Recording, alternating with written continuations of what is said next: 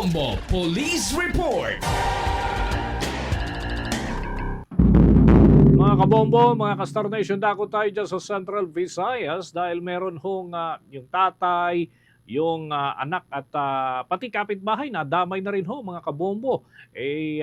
Karumal-dumal ang nangyari ho sa mga ito. Alamin natin ang kabuuan ng kwento dyan sa report ng Bombo Radio Cebu. Patay ang isang ama at ang kanyang kapitbahay matapos pagsasaksakin ng sarilintong anak sa Barangay Lucas sa bayan ng Uslob sa Southern Cebu kahapon na madaling araw, Biyernes, Pebrero 21, 2025. Kinilala ang sospek na si Randy Dinagit, 23 years old, binata at tagagawa ng tangkal ng manok at residente sa nasabing lugar. Samantalang kinilala ang mga biktima na si Marciano Dinagit, 70 years old, at ang kapitbahay nitong si Sumi Toledo Armanlinto, 75 years old. Sa panayam ng Bombo Radio Cebu kang Police Major Jude Sebrero, ang hepe ng Oslob Police Station, na sinabi nito na may tumawag sa kanilang tanggapan na isang tanod na nagpaalam sa nangyaring pananaksak sa nasabing lugar. Pagdating ng mga pulis sa pinangyarihan ng krimen, umasta ang sospek na si Randy at ayaw umanong sumuko. Sinubukan ng mga rumerespondeng tauhan na hulihin ang sospek, ngunit sa halip ay inatake niya ang mga ito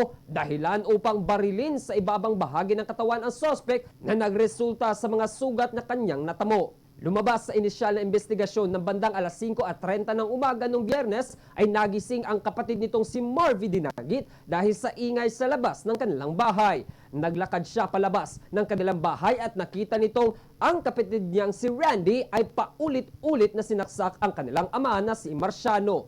Habang isinagawa ang investigasyon, nagsumbong sa pulisya ang kanilang kapitbahay na si Carlos Las Pobres na ang kanyang biyenan na si Sumi Toledo, 75 years old, ay natagpuang wala ng buhay na nakahandusay pa sa lupa sa labas ng kanilang sariling bahay. Agad na dinala sa Oslob District Hospital ang sospek at ang dalawang biktima, ngunit ideklara itong dead on arrival ang dalawang biktima.